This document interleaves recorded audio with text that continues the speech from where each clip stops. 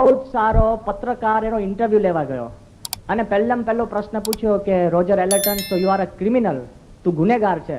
પેલો કે તું એવું લખજે કે પ્રોફેશનલ ક્રિમિનલ, પ્રોફેશનલ ગુનેગાર છું. પેલો કે એમાં ભેદ, એક ગુનેગાર હોય ને એને અંતરમાં રંચ હોય કે હું ગુનેગાર છું, પ્રોફેશનલ ગુનેગારને રંચ ના હોય કે હું ગુનેગાર છું. લે પેલો કે પણ તને ચિંતા નથી કે તું કોઈના બીજા પૈસા ઉપાડી લે, એ તને યોગ્ય લાગે છે?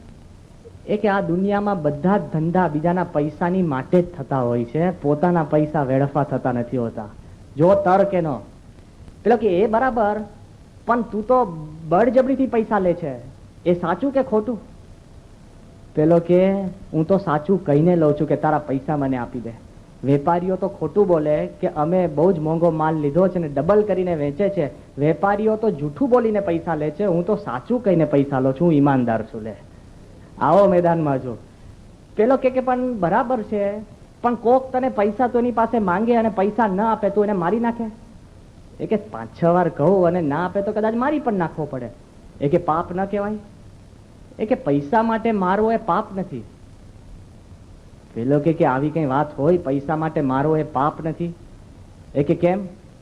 એ કે જઈ આવ કે આપણા સરહદ ઉપર આપણા સૈનિકો લડે છે, એ કે તો દેશભક્તિ માટે લડે છે. એક એનો પગાર બંધ કરી દો, કેટલા ત્યાં રહે છે મને કહેજે. પેલો કે હારું હારું આમ મૂંઝાવા માંડ્યો. એ કે પગાર બંધ કરી દો ને કેટલા ત્યાં રહે છે એ કરજો. પેલો કે છે કે બધું બરાબર, પણ તારા દિલની અંદર એવું નથી થતું તને 20 વર્ષની આ જેલ થઈ છે? એ કે હું કહું, હું એમ માનું છું કે 60 વર્ષ સુધી આ સંસારમાં જેલની જેમ સવાર સાંજ કામ કર્યા કરું અને પછી ઉપડી જવું, એના કરતા 40 વર્ષ આનંદથી જીવને 20 વર્ષ જેલ ભોગવીને વધારે વ્યાજબી છે. ભાઈ તાલીઓ નહીં પાડતા, આ તો તર્કની વાત છે. પણ આપણા મનમાં એમ થઈ જાય કે ચોરી કરવી સાચી છે. તર્ક, એકલા તર્ક ઉપર જશો ને તો ખોટું પણ સાચું પુરવાર કરી શકો છો. ખોટા સાચાનો ભેદ નથી રહેતો. અને તર્કે કરીને તમે આધ્યાત્મિક મૂલ્યો પાડી નથી શકતા વિશ્વાસ અને શ્રદ્ધાથી. હવે તર્ક ઉપર બેઝ કરો ને તો લગ્ન જ ના કરી શકો. આવી જાઓ, તમે બધા જ પુરાવા છો. તર્ક એવું નથી કેતા તમે આંધળે લગ્ન કર્યા છે, પણ કોને ગેરંટી છે કે તમારી પત્ની બીમાર થશે કે નહીં? કોને ગેરંટી છે કે પુત્ર થશે કે નહીં? કોને ગેરંટી છે કે પુત્ર થયા પછી કોઈ જીવશે કે નહીં? કોને ગેરંટી છે કે તમારું લગ્ન પાર પડશે કે નહીં? આ બધું જ છે ને. રે બ્રેડબરી કરીને લેખક કે છે, the biggest sign that faith works is marriage, because marriage is only work in heaven, on earth you have to make them work. કે પૃથ્વી ઉપર તમારે મેરેજને છે ને બળજબરીથી તમારે પ્રયત્ન કરીને વર્ક કરાવવા પડે. હેવનની અંદર વર્ક થતા હશે, એમાં કઈ પ્રશ્ન નથી. પણ વિચાર કરજો, એકલા તર્કે કરીને માણસ છે ને કોઈ ને કોઈ, તમને લાગે કે આ બધા સંતોને પ્રમુખ સ્વામી આજ્ઞા કરે અને બહુ સમજાયું કે બ્રહ્મચર્ય પાડો એટલે બુદ્ધિએ કરીને છે, વિશ્વાસે કરીને થતો હોય છે. બુદ્ધિએ કરીને ગમે તેટલા જવાબ આપે ને થતું નથી. એક માણસ બહુ જ બુદ્ધિશાળી જય કૃષ્ણ મૂર્તિને મળવા ગયા હતા. બહુ જ બુદ્ધિશાળી, એ પણ પ્રખર વક્તા, પ્રખર બુદ્ધિશાળી.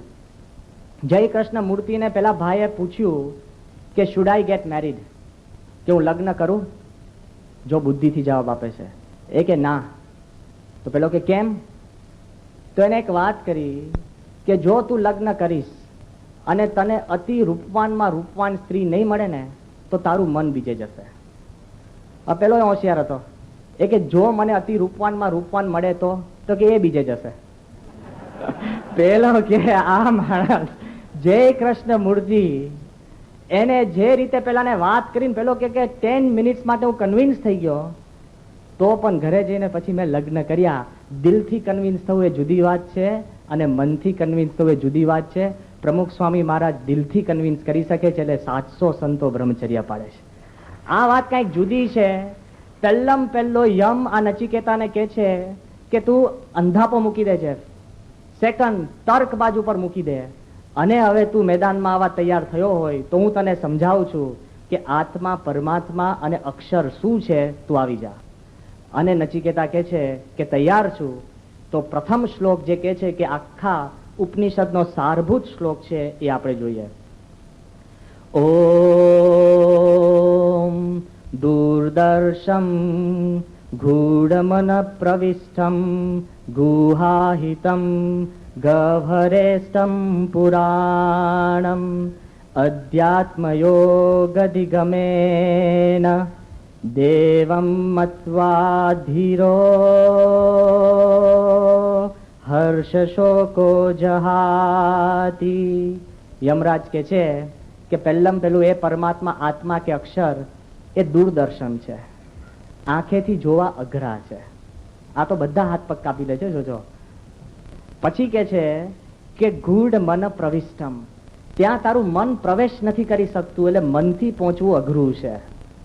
થર્ડ ક્લોઝ આપે છે ગુહાહિતમ, તારા પોતા હૃદયની અંદર જે ગુફા છે એમાં રહેલા છે. આખી જિંદગી તમે છે ને બીજે શોધ કરો ને મળે નહીં.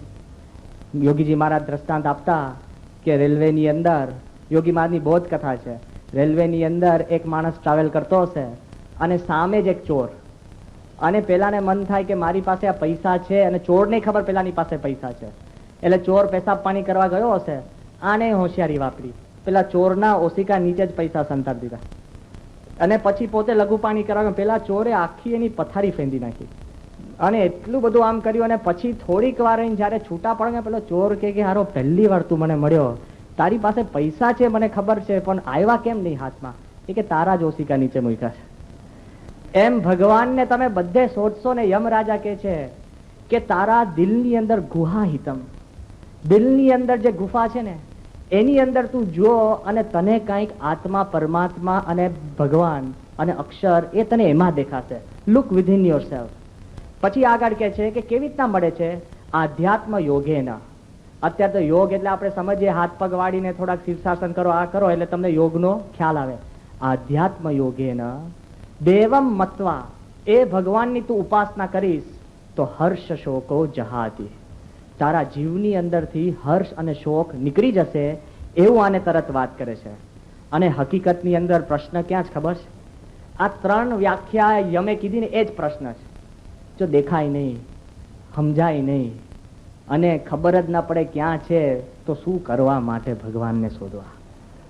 એક દ્રષ્ટાંત સંતો આપે છે કે એક બાઈ લેમ્પોસ્ટ નીચે કંઈક શોધતી હશે, અને શોધતી હશે ને પછી એક સાધુ પસાર થતો હશે, એને મનમાં થયું કે આ બિચારી કલાકથી કંઈક શોધે છે, ફાંફા મારે છે, લાવ હું મદદ કરું. 2-5 બીજા મદદ કરવા લાગ્યા. કલાક બીજો ગયો અને શોધતી હશે કે મારી એક સોય ખોવાઈ ગઈ છે, શોધી આપો. મળે જ નહીં. પછી પેલા સાધુને વિચાર આવ્યો કે ભાઈ આને પૂછું તો કરો કે ક્યાં ખોવાઈ ગઈ છે. ન મળે ને પછી પ્રશ્ન થાય. અને પૂછ્યું ને કે બેન ત્યાં સોય ક્યાં ખોવાઈ ગઈ? એ કે તો ઘરમાં ખોવાઈ ગઈ છે. એ કે તો મૂર્ખ, તો આ લેમ્પોસ્ટ નીચે શું કરે છે કે લાઈટ ઘરમાં નથી ને લાઈટ અહીંયા છે એટલે અહીંયા શોધું છું. આપણું એવું જ છે, લાઈટ દુનિયામાં છે ને એટલે ત્યાં શોધીએ છીએ, અહીંયા અંધકાર છે. માણસ naturally he is lead toward light, અને હકીકતની અંદર એ તરફ જતો હોય છે. થોમસ એ હેરિસ કરીને, જેને પુસ્તક લખી છે કે આઈ એમ ઓકે યુ આર ઓકે, એને એક જ વાક્યમાં આખી પુસ્તક છે ને એને સમપ કરી દીધી છે. એક જ વાક્યમાં એ કે અંતર તરફ કે મન તરફ કે દિલ તરફ જોવું એટલે કેવું છે? તો સાંભળજો કે it's like a blind man, આંધળો માણસ, ઇન અ ડાર્ક રૂમ, અંધારી રૂમની અંદર, looking for a black cat, કાળી બિલાડી શોધતો હોય, વિચ ઇઝ અન ધેર, છે જ નહીં. સમજાઈ ગયું? આ સારભૂત આપણને કહે છે કે આંધળો માણસ અંધારી રૂમની અંદર કાળી બિલાડી શોધે છે, જે છે જ ની અંદર. દિલ તરફ, અંતઃકરણ તરફ જે દ્રષ્ટિ માંડવીને આટલી બધી અઘરી છે. વૈજ્ઞાનિકો કે છે અઘરી છે, આ બાજુ યમરાજા કે છે અઘરી છે. અને તે વખતે જ્યારે એને કહે છે ત્યારે નચિકેતા છે શું કે છે ખબર? કે ભલી અઘરી હોય, તમારી પાસે આવું પણ અઘરું હતું પણ હું આવીને ઉભો છું, તો હવે તમારા કરતા આગળ જવું પણ અઘરું છે પણ હું આગળ પહોંચીશ. યમને એટલો બધો આનંદ થાય છે કે આ છોકરો એટલો બધો દ્રઢ મનોબળ વાળો છે કે એને મારે થોડીક આત્માની વાત કરવી જ પડશે. એટલે યમરાજા જ્યારે આત્માની વાત શરૂ કરવાની શરૂઆત કરે છે તે વખતે યમરાજા કહે છે કે તમે વિચાર કરજો કે જે કાંઈ તમે શીખવા માંગો છો એ બધી જ વસ્તુ આત્માની વાત અલૌકિક છે. આ ઇન્દ્રિયો, આ હાથ, આ મનથી પ્રાપ્ત નહીં થાય, એટલે તું કંઈક વિચાર કરજે. સામાન્ય રીતે લોકો એવા પ્રશ્ન પૂછતા હોય છે. કેવા પ્રશ્ન? કે મને આત્મા પરમાત્મા દેખાતા નથી, હું શા માટે માનું? આ તમે બોલતા નહીં હો પણ દિલમાં પ્રશ્ન છે. અમારા અંતઃકરણની અંદર છે ને છુપો છુપાવો નાસ્તિક ભાવ હોય જ. દેખાય નહીં ને એટલે સ્વીકારવું અઘરું પડે. પણ આપને એક જ પ્રશ્ન પૂછ્યો અત્યારે જાહેરમાં, શું આપણે જે દેખાય છે એ જ માનીએ છીએ કે કેટલી બધી વસ્તુ નથી દેખાતી એ માનીએ છીએ? હવા કોઈએ જોઈ? પણ માનો છો કે નહીં ઉપરથી પંખો ફેંકે છે? ઓકે. કોઈએ પણ ઇલેક્ટ્રિસિટી જોઈ? બે રીત છે, બલ્બ ચાલુ કરો કે આંગળી નાખો. એકમાં લાઈટ થાય ને પેલામાં જાય, સંપૂર્ણ જતી રહે. બે રીત છે. જો ઇલેક્ટ્રિસિટી તો માઇકલ ફેરેડે જેને ઇલેક્ટ્રિસિટી શોધીને એને પણ નથી જોઈ આંખે કરીને, તો એ માનીએ છે કે નહીં? ગુરુત્વાકર્ષણનો નિયમ આપણે જોયો? અરે ન્યૂટન ખુદ, એ ન્યૂટન પોતે ગુરુત્વાકર્ષણનો નિયમ જોયો છે? આંખે કરીને નથી જોયો. પણ તમે મને હવે પ્રશ્ન પૂછશો કે સ્વામી આંખે કરીને નથી જોયો પણ મને અનુભવ થાય છે, હવાનો અનુભવ થાય છે, ઇલેક્ટ્રિસિટીનો ઝંઝણાટ થાય છે, તો આત્માનો ઝંઝણાટ થવો જોઈએ ને? આ બધા પ્રશ્ન છે આપણા, એ બધા આજે લેવા પડશે કે આત્મા મને અનુભવ થવો જોઈએ ને, તો હું આત્મા સ્વીકારું, તો પરમાત્મા સ્વીકારું, તો અક્ષર સ્વીકારું. હવે તમને બીજો પ્રશ્ન પૂછું છું કે ઘણીવાર ઘણી બધી વસ્તુ નથી દેખાતી તો પણ આપણે સ્વીકારીએ છીએ, કારણ કે આપણને ખબર છે જોવાની દ્રષ્ટિ જુદી છે. ચોખ્ખી વાત કરું કે સ્વપ્ન દેખાય છે કે નહીં? હે માણેકલાલ, ચોખ્ખું દેખાય છે? સ્વપ્ન કેટલું ક્લીન દેખાય છે? એ આંખે કરીને જોવો છો? મારી આંખ બંધ થાય ત્યારે જ સ્વપ્ન આવે ને આમ તો આ આંખ સિવાય બીજી કંઈક આંખ છે જેથી કરીને તમે દ્રશ્યો જોઈ શકો? બીજી કઈ આંખ આપણા મનની અંદર ભગવાને આપણને અંતરની અંદર આંખ આપી છે જેથી કરીને આપણને દ્રઢતા થાય કે આપણે આત્મા પરમાત્મા અને અક્ષર બ્રહ્મને જોઈ શકશું. There is another process. આગળ વાત કરે છે કે કદાચ કોઈકને એવો પ્રશ્ન થાય કે આપણી બીજી ઇન્દ્રિયોએ કરીને છે ને આપણે કંઈક ભોગવવું જોઈએ, ખબર પડવી જોઈએ. તો વિચાર કરજો કેટલી બીજી બધી વસ્તુઓ છે કે જેનો તમને અનુભવ ન હોય ને તોય સ્વીકારો છો. કેવી? તો ઝેરનો કોઈને અનુભવ છે? હા, કાતિલ ઝેરની વાત કરું છું. તોય અનુભવ હોય તો જીવતો ના હોય, જો કાતિલ હોય તો. પેરેડોક્સ છે ને. અને ઝેરનો અનુભવ આપણને નથી છતાં પણ બધા ઝેરમાં માનો છો કે નહીં? નિકટ ટ્રાય કરાવી, આવી જાઓ. હા, જો ઝેરનો અનુભવ નથી છતાં પણ આપણે સ્વીકારીએ છીએ કે ઝેર છે. એનાથી આગળ વાત કરું, નચિકેતા યમને વાત કરે છે કે મૃત્યુનો મને અનુભવ નથી છતાં પણ હું સ્વીકારું છું કે મૃત્યુ છે. કોઈને અનુભવ છે મૃત્યુનો? મરી ગયો હોય પાછો થયો હોય તો કોઈ ઘરમાં ના રહેવા દે કે બાબા પાછા થયા. એટલે સંતો પાસે કે સ્વામી આ નાળિયેરમાં લઈને નાખ્યા હો, અમારે જોઈતા અખંડ આંસુ પાડતા હોય, મરી જાય ત્યારે કેટલું રડે અને ફોટો ઘરમાં રાખે, હાર પહેરાવે, સુખડનો પહેરાવે ને, સુખડનો હાર પહેરાવે. શા માટે? રોજ ન બદલવો પડે એટલે. આ તો બધા અમદાવાદી છે, આ પણ લાગે કે આ સેમી પરમેનન્ટ ને પરમેનન્ટ કામ કરવાની વાત છે. પણ સુખડનો હાર પહેરાવીએ, પણ એ જ ફોટામાંથી તમારા સગા પિતા બારે આવે તો હા સ્વામી મંત્રેલું પાણી આપો, આ તો ઘરમાં તકલીફ થઈ ગઈ છે. કેમ? નચિકેતા યમને કે છે કે ડેથનો મને અનુભવ નથી છતાં પણ હું સ્વીકારું છું. તો ભલે કદાચ આત્મા અક્ષર કે પરમાત્માનો અનુભવ નહીં હોય ને, ટ્રાય મી, હું એને સ્વીકારી શકીશ. આગળ વિચાર કરજો, ઘણી વાર આપણને એમ લાગતું હોય કે મારી ઇન્દ્રિયો, મારું અંતકરણ એ જે કે ને એ જ સાચું હોય છે. આ બુદ્ધિશાળી માણસોની દલીલ છે. ભાઈ સાહેબ, સવાર બપોર સાંજ આપણી ઇન્દ્રિય, આપણું મન આપણને છેતરતા જ હોય છે. આપણે સ્કૂલમાં હતા તો બધાને પ્રયોગ ખબર હશે કે તમે કાચના ગ્લાસની અંદર પેન્સિલ નાખો તો કેવી દેખાય? વાંકી, બરાબર ને? પણ વાંકી છે? સીધી છે. આંખ શું કે છે? વાંકી. અરે આંખ તો આનાથી પણ વધારે આપણને છેતરતી હોય છે. તમે રેલવે ટ્રેક્સ ઉપર ઉભા રહો ત્યારે આપણને શું લાગે? બોમ્બે સુધી પહોંચશે? જો આંખે કરીને એમ લાગે કે બે રેલવેના પાટા ભેગા થઈ જાય છે, પણ આપણને અનુભવ શું કે છે? મારું છેક દિલ્હી સુધી પહોંચાય જ ખરું, હારું અડીને જ જતા બે. એટલે આપણે નથી સ્વીકારતા, આંખને બાજુ પર મૂકી દઈએ છે. વિચાર કરજો. હજુ એના કરતા મોટામાં મોટું કૌતુક શું છે? જાહેરમાં પ્રશ્ન પૂછું છું, આકાશનો રંગ કયો? આખી ટેસ્ટ નથી, હા, ચિંતા નહીં કરતા. કેમ બધા મૂંઝાઈ ગયા? આકાશનો રંગ કયો? સ્કાય બ્લુ, બરાબર ને? બ્લુ. તમારી આંખ તમને કહે છે બ્લુ, હકીકતમાં આકાશનો કોઈ રંગ જ નથી. It is black. આ તો સૂર્યનું કિરણ રિફ્રેક્ટ થઈને આપણા એટમોસ્ફિયરમાં છૂટું છૂટું પડીને ભૂરો રંગ વધુમાં વધુ મજબૂત છે, એટલે તમારી આંખ સુધી પહોંચે છે અને તમે કહો છો કે આકાશ ભૂરું દેખાય છે, આખી દુનિયા કે ભૂરું દેખાય છે.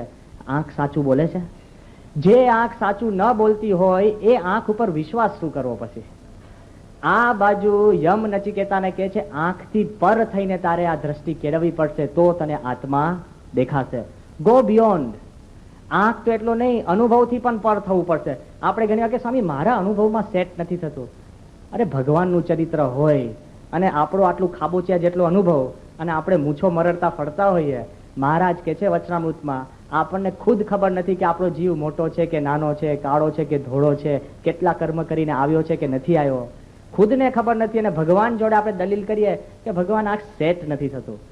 આ બાજુ યમ રાજા જે દલીલ કરે છે એની અંદર આપણે વિચાર કરી શકીએ એમ છે. શું આપણા અનુભવ ખોટા હોઈ શકે એમ છે? પેંડો ખાઓ બરાબર, પછી તમે ઉકાળો પીવો, કેવો લાગે? અનુભવ શું કે છે? ખાંડ નથી. ઝઘડો કરો છો પત્ની સાથે? હા, આમ તો ન હોય ને તોય ન બોલાય, કારણ કે આપણને શીખવાડવામાં આવે છે ઓછામાં ઓછું બોલવું, ફરિયાદ ન કરવી. આ બાજુ આપણો અનુભવ પણ ખોટા હોય છે. બીજો અનુભવ કહો એકદમ ખોટો છે. પૃથ્વી કેવી લાગે છે આપણને? હે, સ્થિર લાગે છે ને બાજરિયા? હા, ભલે આપણે આમ કહીએ ખરા કે 1100 માઇલની સ્પીડ પર છે ને પૃથ્વી ગોળ ગોળ ફરે છે, અને સૂર્યની ચારે બાજુ કેટલી સ્પીડે ફરે છે ખબર છે? 100,000 માઇલ્સ પર આવર. 1,00,000 માઇલની સ્પીડ ઉપર પૃથ્વી ફંગોળાય છે સૂર્ય આગળ. તો આપણને શું લાગે છે? સ્થિર છે. હા, કોઈ આપણને જો આપણો અનુભવ ખોટો છે કે નહીં? તમને લાગે મારો અનુભવ સાચો, આપણા અનુભવ પણ ખોટા હોય છે જબરજસ્ત. એ અનુભવ જે અનરિલાયેબલ છે એ અનુભવને બાજુ પર મૂકીને જે વેદ વેદાંતની અંદર જે વાણી કહી છે ને સાચી માનીને આગળ વધશું ને કોઈ દિવસ વાંધો નહીં આવે. શ્રી અરબિંદો ઘણી વાર કહે છે કે faith is believing in the things you cannot see. શ્રદ્ધા એટલે શું છે કે જે દેખાતી નથી વસ્તુ એમાં માનો ને ત્યારે શ્રદ્ધા કહેવાય. દેખાય છે એમાં માનો એ તો શ્રદ્ધા છે જ નહીં, એ તો એક્સપેરિમેન્ટ થઈ ગયો. faith is believing in the things you cannot see. અને પછી વાક્ય સાંભળો, and the result of faith is seeing the things you believe in. કે અને એનો ફળ શું છે કે જેમાં તમે માનો છો ને તમને તાદ્રશ દેખાશે, એ ફેથનું ફળ છે, એવું શ્રી અરબિંદો કહે છે. એટલે તે વખતે યમરાજા નચિકેતાને કહે છે કે એકવાર તું શ્રદ્ધાથી આ માની લે, એકવાર તું માની લઈશ ને પછી તને આત્મા દેખાશે, અક્ષર દેખાશે અને પરમાત્મા પણ દેખાશે. એટલે પહેલું નચિકેતાને યમરાજા કહે છે કે આત્મા કેવો છે તો તું સાંભળ. ઓમ ન જાયતે મ્રિયતે વા વિપස්සન્નાય કૃતશ્ચિન્ના બભૂવ કશ્ચિત અજો નિત્યઃ શાશ્વતોયમ પુરાણો ન હન્યતે હન્યમાને શરીરે. એ કે આત્મા કેવો છે કે આત્મા જન્મતો નથી અને મરતો નથી. અને આત્મા કેવો છે કે કોઈ આત્માને છૂટો પાડી નથી શકતા. કોઈ એમ માને કે આત્માને હું કંઈક પ્રાપ્ત કરાવી દઉં અને આત્મા એમ માને કે હું કંઈક પ્રાપ્ત કરી લઉં તો એને પ્રાપ્તિ પણ નથી ને અપ્રાપ્તિ પણ નથી. અને આગળ વાત કરે છે કે તને એમ છે કે શરીર મરે ને આત્મા મરે. એ કે શરીર પડી જાય પણ આત્મા અમર રહે છે, અજો નિત્ય, અખંડ નિત્ય આત્મા છે. એ આત્માને તું સ્વીકાર. હવે જયારે આ વિચાર કરીએ ને ત્યારે ભગવાન સ્વામિનારાયણ પણ વાત કરી છે કે પ્રથમના 20ના વચનામૃતમાં ભગવાન સ્વામિનારાયણ કહે છે કે મૂરખમાં મૂરખ કોણ, ઘેલામાં ઘેલો કોણ અને નીચમાં નીચ કોણ. ભગવાન સ્વામિનારાયણ એમ કહે છે કે જે વ્યક્તિ રોજ સવારે ઉઠીને સારા નરસા, સારું ખોટું, રૂપ કુરૂપ સર્વે વસ્તુ જુએ છે પણ જોનાર પોતાને જોતો નથી ને, એ કહે છે ઘેલામાં ઘેલો, મૂર્ખમાં મૂર્ખ, નીચમાં નીચ. ભગવાન સ્વામિનારાયણ વાત કરી છે કે આત્મા જેના વડે તું જોવે છે એને તું નથી જોઈ શકતો, કેવો મૂર્ખ કહેવાય. માણસ આખા દુનિયાનું કામ પોતે કરે અને પોતાનું કામ રહી જાય ને, મૂર્ખ ઠર્યો કહેવાય. દુનિયા જીતી લે અને પોતે એકદમ ખાલી રહી જાય, એવું ભગવાન સ્વામિનારાયણ કહે છે કે તમે નિત્ય છો એમ માનો. અને માનો છો. ઘણી વાર પ્રમુખ સ્વામી દ્રષ્ટાંત આપે છે એ દ્રષ્ટાંત બહુ તાર્કિક છે. સ્વામી કહે છે કે કોક માણસ છે ને એમ જીવતો હોય ને મોઢા જીભ ઉપર રસ મૂકો ને કેટલો બધો આમ મલકાય. એ જ માણસ આમ મરી જાય પછી એના જીભ ઉપર રસ રેડો તો મોઢું મલકાય. વૈજ્ઞાનિક પ્રમાણે જીભ એની એ જ છે. ડાયજેસ્ટિવ સિસ્ટમ બદલાય નથી. ઘણા બધા ડોક્ટરો અહીંયા બેઠા છે, બદલાય છે, પણ કાંઈક જતું રહ્યું જેથી કરીને દેહ એમનો એમ છે પણ એને સ્વાદ આવતો નથી. ભોગવનાર આત્મા છે. આગળ વાત કરે છે ડોક્ટર સ્વામી ઘણી વાર કે કોક માણસ મરી ગયો હોય પછી એની આંખની અંદર છે ને તમે એનો ફોટો દેખાડજો, જોઈ શકે? આંખ એની એ જ છે. પણ પ્રોબ્લેમ ક્યાં છે કે આત્મા જતો રહ્યો, અજો નિત્યમ. અને તમને એમ લાગે કે સ્વામી એ બરાબર કે મારો આત્મા બરાબર કે આંખ જુદી છે, હાથ જુદા છે, પગ જુદા છે, શરીર જુદું છે, આત્મા નિત્ય છે, પણ એ બધાને અનુભવ છે. હું તમારો જૂનો ફોટો આપું, 4 વર્ષની ઉંમર હોય આપણી, અને એમાં તમે નાના બાળક તરીકે ત્યાં બેઠા હો અને અત્યારે 40 વર્ષની ઉંમર હોય તો તે વખતે તમે ફોટો જો તમે તરત કહેશો આ હું છું. હવે હું એટલે વાળ જુદા છે, તે વખતે વાળ હતા અત્યારે આછા છે. અને આ હું એટલે તે વખતે હાઈટ તમારી 3 ફૂટ હતી ને અત્યારે 5.5 ફૂટ છે. અને કોઈ કે આંખો બદલાઈ ગઈ છે, ચશ્મા આવી ગયા, તે વખત ચશ્મા નતા. કોઈ કે નાના સ્વામી મન એક છે, મન બદલાઈ ગયું. તે વખત તમે નાની નાની રમતોના વિચાર કરતા હતા, અત્યારે મેલ મોલાતના વિચાર કરો છો. મન પણ બદલાઈ ગયું છે. તો તમે કહો છો આ હું કોણ? જે 4 વર્ષની ઉંમરે પણ તમે આઈડેન્ટિફાઈ કરી શકો કે હું જ છું, અને 80 વર્ષે પણ તમને એમ લાગે કે હું જ છું, તો આ બાજુ યમરાજા કહે છે કે અજો નિત્ય. આત્મા છે is the અનડાઇંગ identity continuously moves through. અને એને જ્યારે તમે પામો ને ત્યારે કહેવાય છે કે કોઈ વ્યક્તિને બીજું કોઈ અતિ અઘરું બીજું જ્ઞાન પામવાની જરૂર નથી. વૈજ્ઞાનિકો પણ અત્યારે ધીરે ધીરે માર્ગે ચાલવા માંડ્યા છે. અત્યારે તો આપણા શાસ્ત્રો તો કહે છે જ કે પુનર્જન્મ છે, શરીર પડે અને દેહ પડે પણ આત્મા બીજો જન્મ લે છે. હમણાં થોડાક વખત પહેલા એક પુસ્તક વાંચ્યું હતું. એમાં બહુ જ મોટો એક વૈજ્ઞાનિક જેનું નામ છે ઇયન સ્ટીવનસન. છેલ્લા 40 વર્ષથી 3 દેશની અંદર એને સર્વે કર્યો છે. USA, લેબનન અને ભારત, ઇન્ડિયામાં 2000 થી વધારે કેસો એને ભેગા કર્યા છે કે નાનો જ બાળક હોય, હજુ બહુ બધું વિચાર કરતા થાય, પહેલા નિર્દોષ બાળક, ઘણા નહીં 40 વર્ષ પછી એને બધા બહુ વિચાર આવે, હું આમ કરતો હતો. અંગ્રેજીમાં એક કહેવત છે, the older you grow the better your memory becomes. કારણ કે દાદો થાય ને પછી ગપ્પા ઝાઝા મારે કે અમે આમ કરતા ને તેમ કરતા ને બધી મેમરી ત્યારે શાર્પ થતી જાય. ખ્યાલ આવી ગયો ને? એ આ સાર્કેઝમ છે. હા, અને જયારે વચમાં બધું હોય કે હું તો અમારા વખતમાં અમે રોજ સેન્ચુરી મારતા, કોણ રમવા નવરું હતું, કેટલું બધું, કેટલી બધી મેમરી શાર્પ થઈ જાય. આ કે છે કે એને છે ને માણસ વિકૃત થઈને બુદ્ધિશાળી થઈ ગયો, અને પછી એવું નહીં, નાના નાના બાળકો 2000 જેટલા એને કેસ ભેગા કર્યા છે કે બાળક હોય અને એને કીધું હોય કે મારો પૂર્વે જન્મ આ હતો, અને ત્યાં જઈ આવે અને બાળકે કીધું કે અહીંયા આવો એક નાનો ઘોડો હતો ને અહીંયા હતી મારા માં કપડાં પહેરતા, એનું નામ આ છે તે છે. જિંદગીમાં એ દેશમાં ન ગયો ને દેશમાં જઈને આ પહોંચે ને એક્ઝેક્ટ એવું ડિસ્ક્રિપ્શન નીકળે એવા 2000 કેસ એને ભેગા કર્યા હતા.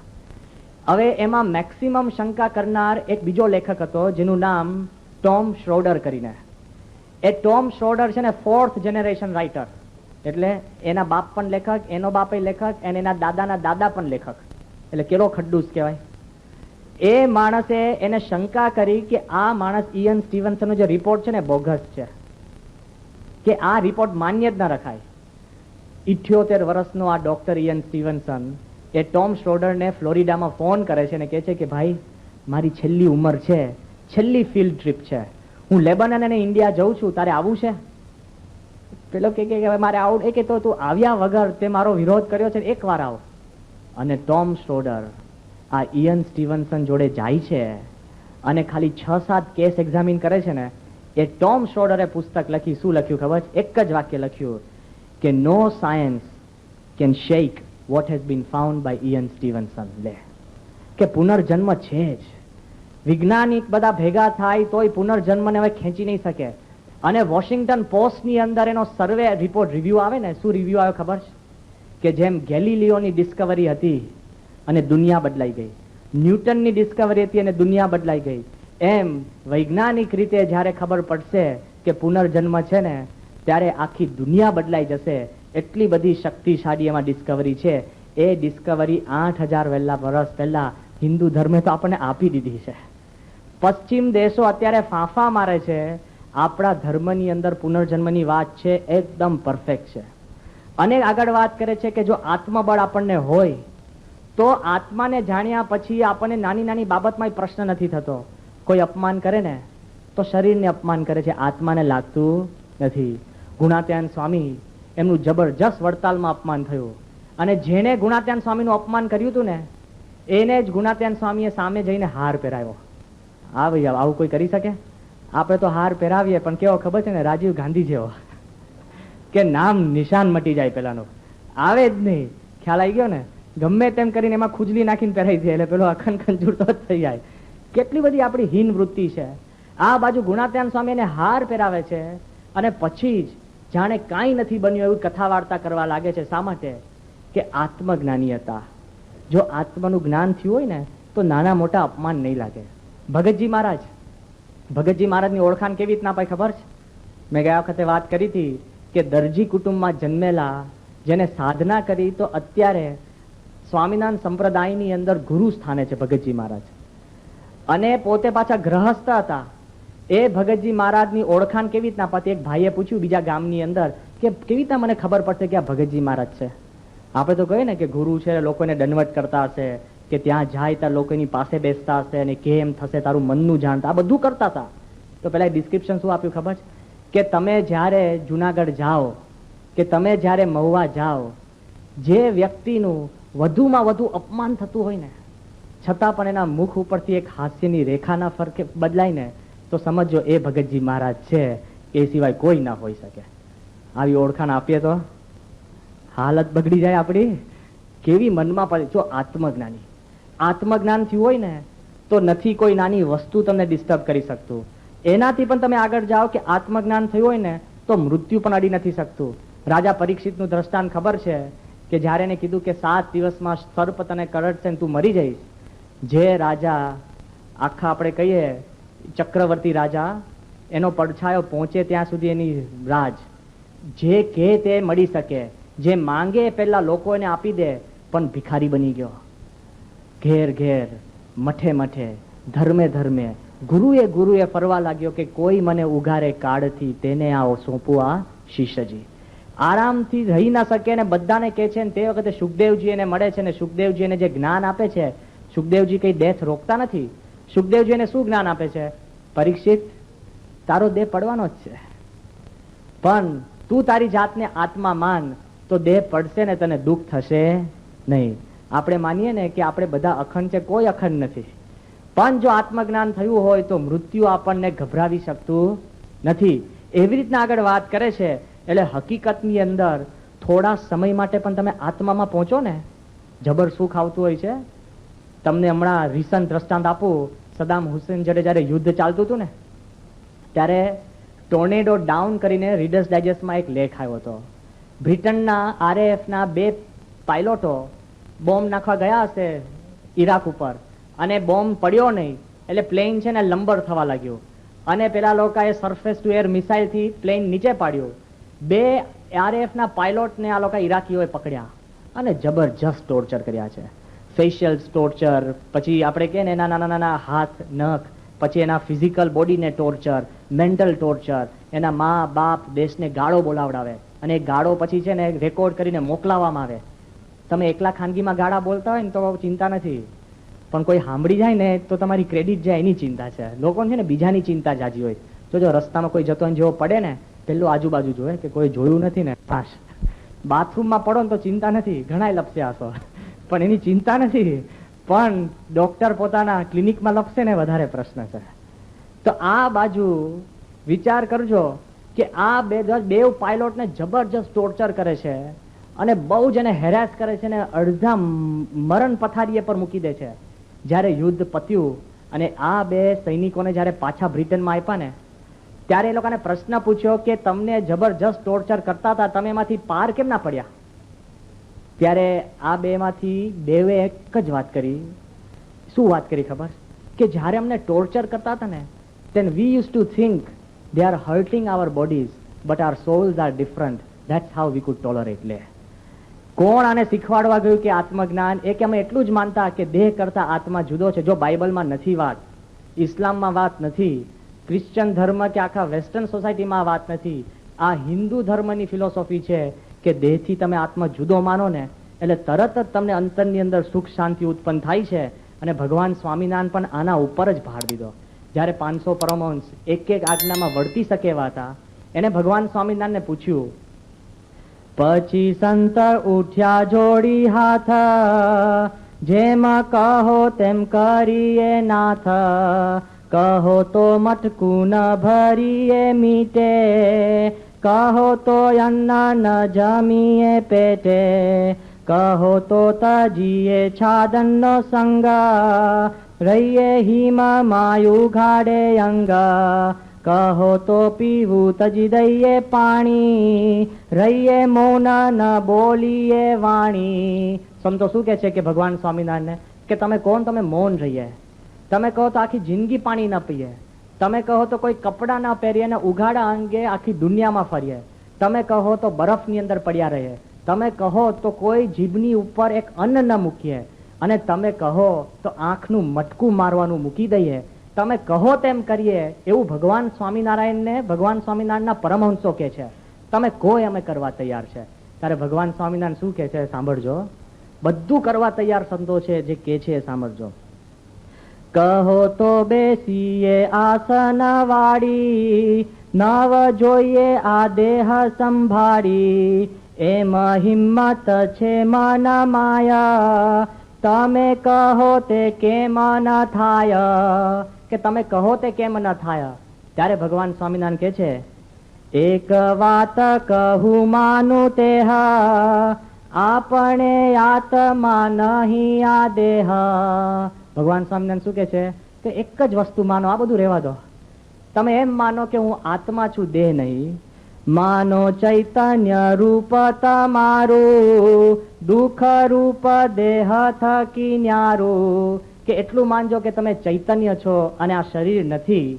તો એ કે છે કે એની અંદર અનંત તપ, અનંત ભૂખ, અનંત તરસ, અનંત મૌન, અનંત સાધના આવી ગઈ. Just believe yourself to be આત્મા. ભલે ન મનાય, believe. Once you'll believe you'll see. આ વાત આપણને કહીને આવી છે. અને આ વાત આત્માની જે વાત કરે છે અને એની આગળ પછી જ્યારે યમ વધારે એની સામે જોવે છે ત્યારે નચિકેતા સિગ્નલ આપે છે કે હું સમજી ગયો. તો નચિકેતાને યમ કહે છે કે હજુ પૂરું નથી થયું, હજુ એક પગલું આગળ લઈ જાય છે. કયું પગલું? ઓમ સર્વે વેદા યત્પદમ આમનંતિ, તપાંસી સર્વાણી ચ યદ્વદંતિ, યદિચ્છન્તો બ્રહ્મચર્યમ ચરંતિ, તત્તે પદામ સંગ્रहेण બ્રવીમ્યોમિ તે તત્. શું કે છે કે આનાથી પણ આત્માથી પણ પર એક વસ્તુ છે કે સર્વ વેદ ભેગા થઈને કે છે એક વસ્તુ છે. કઈ વસ્તુ? આત્માથી કઈ વસ્તુ પર? એ કે છે કે દરેક તપ જે કરે છે ને એની પ્રાપ્તિ માટે કરે છે. કઈ વસ્તુ? એ કે છે કે તું જે લોકોને અષ્ટ પ્રકારનું બ્રહ્મચર્ય પાળતા જોવે છે ને પણ એની પ્રાપ્તિ માટે કરે છે. કે આત્માથી કઈ વસ્તુ પર? તો કે છે કે એકાક્ષરી ઓમ બ્રહ્મ. જે અક્ષર બ્રહ્મ છે એ આત્માથી પર છે. સર્વ વેદ કે છે કે અક્ષર બ્રહ્મની તું પ્રાપ્તિ કર. અને આગળ કે છે કે અક્ષર બ્રહ્મ કેવું છે? ઓમ એતદ એવાક્ષરમ બ્રહ્મ, એતદ એવાયક્ષરમ પરમ, એતદ એવાયક્ષરમ જ્ઞાત્વા યો યદિચ્છતિ તસ્ય તત્. કે આ અક્ષર છે પરમ બ્રહ્મ છે. અને કે છે કે આ અક્ષર છે એ પરમ જ્ઞાન છે.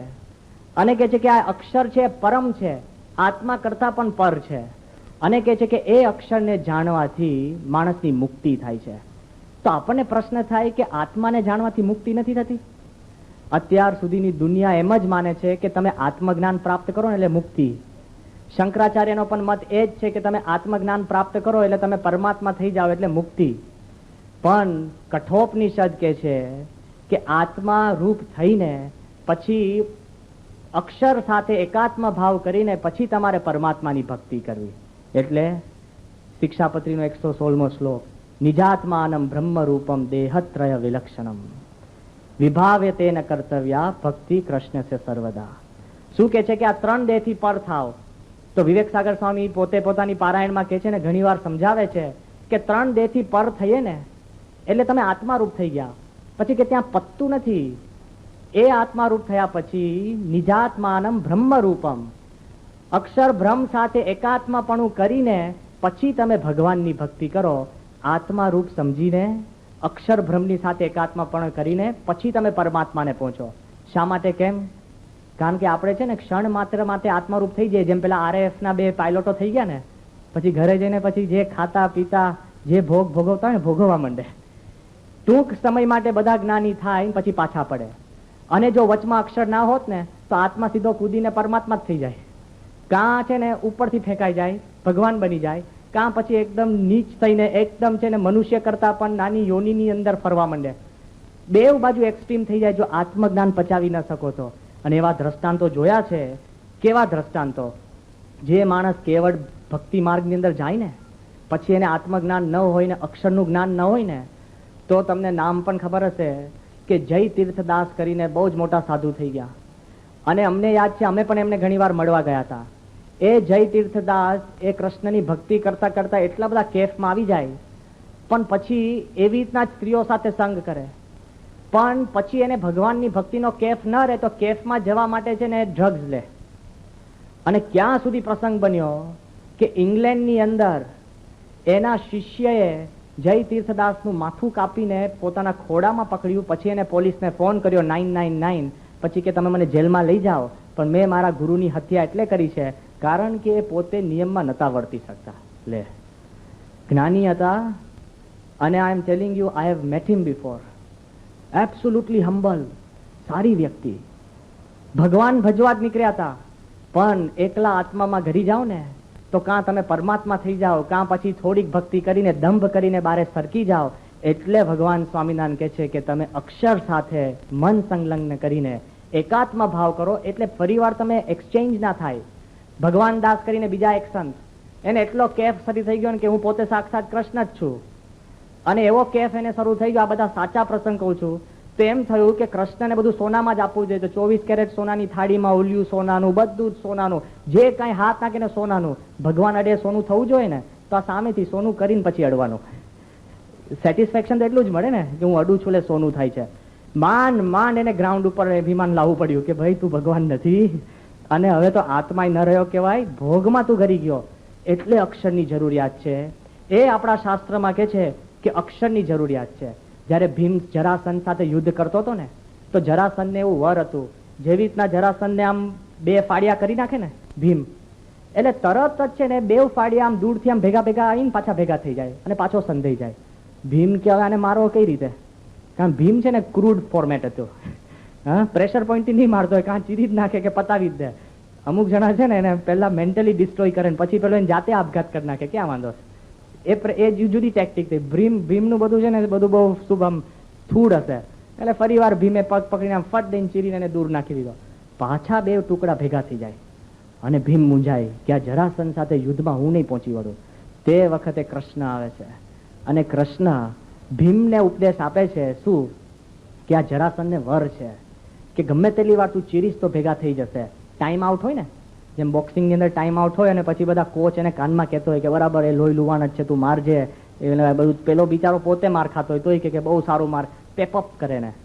તો કૃષ્ણ ભગવાને આને પેપઅપ કર્યો. શું કીધું? કે તું જયારે એના 2 ટુકડા કરે ને વચમાં એક શિવલિંગ કરી નાખજે. જેવું વચમાં શિવલિંગ કરીશ એટલે શિવ ભગવાનના પ્રતાપે કરીને જરાસંધ પાછો ભેગો નહીં થાય અને તું જીતી જઈશ. અને જેવા ભીમે એને ટુકડા કર્યા અને એને જયારે શિવલિંગ કર્યું પછી 2 ટુકડા ભેગા થયા નહીં. એમ જયારે તમે દેહથી પર જુદો આત્મા માનો અને પછી અક્ષર બ્રહ્મ જોડે તમે ભેગા થાવ ને પછી જિંદગી પર તમને દેહભાવ નહીં આવે. એ ગેરંટી પ્રમુખ સ્વામી મહારાજ લે છે કે જયારે આપણે અંદરની અંદર એ આપણને ક્લેરિટી થાય કે અક્ષર બ્રહ્મ સાથે આપણે એને સંલગ્ન થઈએ ત્યારે કોઈ દિવસ ફરીવાર દેહભાવમાં આપણે આવતા નથી. સામાન્ય ગ્રહસ્થ હરિભક્તો ગુણાત્યાન સ્વામીના કેવા હતા? શિવલાલ શેઠ. 9 લાખ રૂપિયાના આસામી તે વખતે, અત્યારે તમે 90 કરોડ રૂપિયા ગણી લો. અને એ જયારે પૂજા કરવા બેસે ને ત્યારે સંતો આવે, એના બીજા બધા મોટા મોટા મહંતો દર્શન કરવા આવે. કેમ? એ ગ્રહસ્થની પૂજાની અંદર સાક્ષાત ભગવાન સ્વામિનારાયણ આવતા. બધા કે આ કેવી રીતના ધ્યાન કરે? એટલે એના પિતા હશે એટલે ભગા દોશી શિવલાલને પૂછે કે દીકરા તારું ધ્યાન તો શીખવાડ, કે તારું ધ્યાન જોવા માટે મોટા મોટા મહંતો સંતો આવે, તારું ધ્યાન. એ કે પિતા તમને છે ને આ ધ્યાન નહીં માફક આવે. તો કે શીખવાડ તો ખરો. આપણને થઈ જાય ને કે આપણે નચિકેતા જેમ જેમ યમની જોડે ચર્ચા કરીએ, પણ આ બાજુ પેલો શીખાડે છે. સાંભળજો, ગુણાત્યાન સ્વામીના શિષ્ય છે. એ કે પહેલાં પહેલો તો છે ને આપણી આ જે હવેલી છે ને, જે ધંધો છે ને એને હું દિવાસળી ચાપું છું. એ કેવો બાપરે મરી ગયા. અને દિવાસળી ચાપીને પછી તમારા દેહને દિવાસળી ચાપું છું. કે મને? એ કે મારા દેહને દિવાસળી ચાપું છું. અને જે રખ્યા થઈ જાય અને રખ્યા ઠરે ને, અને પવન એને ઉડાડી દે ચારે બાજુ, એવી પરિસ્થિતિ થઈ જાય, પછી એ રખ્યા ઉપર બેસીને હું ભગવાનનું ધ્યાન કરું છું. ત્યારે ભગવાન આવે, એમને ન આવે. આપણે ધ્યાનમાં ભગવાન તો છે ને મિનિમમ હોય, બેલ બોયની જેમ કોલ આપી દે, પછી અમે જેમ માગે આપણે તો ફરવા નીકળી જઈએ. હા, વિચાર કરજો આવું ધ્યાન. કેમ? ગુણાતીતાનંદ સ્વામીનો એને સંગ હતો સાક્ષાત અક્ષર બ્રહ્મનો, એને કરીને આવું ધ્યાન પોતે રાખી શકતા હતા. અને વિચાર કરીએ કે એ અક્ષર બ્રહ્મની જે વાત આવી, અને પછી આગળ આવતીકાલે આપણે આમાં એ પણ જોઈશું કે પરમાત્માનો પણ મહિમા અદ્ભુત કયો છે. ગુણાત્યાન સ્વામી પોતે જ સાક્ષાત અક્ષર બ્રહ્મ છે.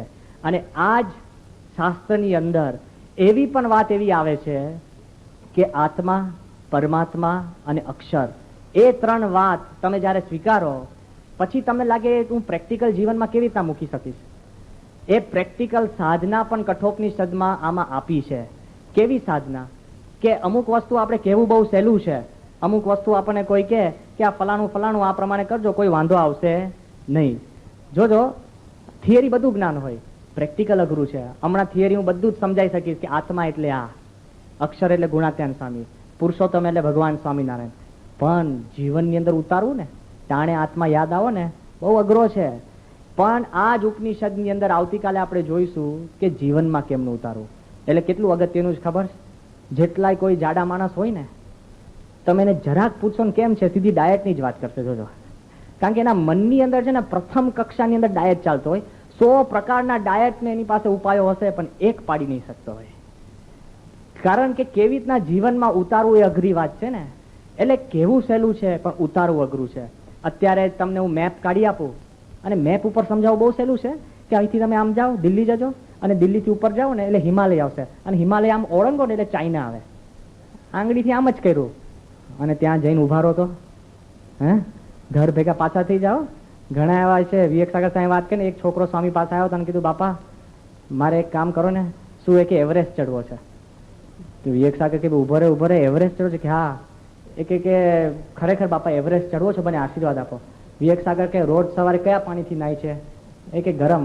એ કે ઠંડા પાણીથી પહેલા શરૂ કર, પછી એવરેસ્ટની વાત કર. કયા માળે રહે છે? કે 5મા માળે. તો કે કેવી રીતના ચડે છે? લિફ્ટમાં. એ કે કામ કરીને ગિરનાર ચડી આવતું, એવરેસ્ટ બાજુ પર રાખ. કેમ? કેવું સહેલું છે પણ કરવું અઘરું છે. અને છેલ્લી વાત કરીએ, કોક કે પાયલોટને તો પ્લેનની અંદર છે ને ખાલી 5 જ સ્વિચ પાડવાની હોય. હું તમને હમણાં કહી દઉં, પણ 500 પેસેન્જરનું પ્રેશર લઈને અને 30,000 ફૂટ હવામાં ઉડતા હોય, એમાં કઈ 5 સ્વિચ પાડવી ને, લખીને આપ્યું ને તોય ખોટી પડી જાય. વિચાર કરજો. એટલે આત્મા, પરમાત્મા અને અક્ષર બ્રહ્મનું જે જ્ઞાન છે ને, એ જીવનમાં કેવી રીતના સાધન લાવવું, સત્પુરુષ દ્વારા કેવી રીતના મળે, એ આવતીકાલે આપણે વિશેષતઃ જોઈશું. આજે ખાસ પૂજ્ય ઈશ્વરચરણ સ્વામી પણ પધાર્યા છે. છેલ્લા 3 દિવસથી આપણે ગુરુ શિષ્યની વાત કરતા આવ્યા છે. ઉપનિષદ એટલે ગુરુ શિષ્યનો જે સંબંધ અને ગુરુ જે જ્ઞાન આપે એની જે વાત કરતા આવ્યા છે. તો પૂજ્ય ઈશ્વરચરણ સ્વામીએ, જેમણે યોગીજી મહારાજને પણ અંત્ય સેવક તરીકે એમને એમની સેવા કરી છે. યોગીજી મહારાજ પણ સતત યાદ કરતા, અને ક્યાં સુધી કે એમને એક દવાની ગોળી લેવી હોય ને તો એ કે ઈશ્વરચરણ સ્વામી આપે ને તો જ હું લઉં. એટલા વિશ્વાસથી જેમણે યોગી મહારાજની સેવા કરી છે અને પ્રમુખ સ્વામી મહારાજનો પણ અનહદ રાજીપો પ્રાપ્ત કર્યો છે. તો આ ઉપનિષદની મધકથાની અંદર પૂજ્ય ઈશ્વરચરણ સ્વામીના આપણને આશીર્વાદ મળશે, એનાથી કોઈ બહુ મોટી વાત નથી. એટલે આપણે આજે અહીંયા આગળ પ્રથમ પૂરું કરીએ છીએ અને પૂજ્ય ઈશ્વરચરણ સ્વામી આપણને આશીર્વાદ આપશે.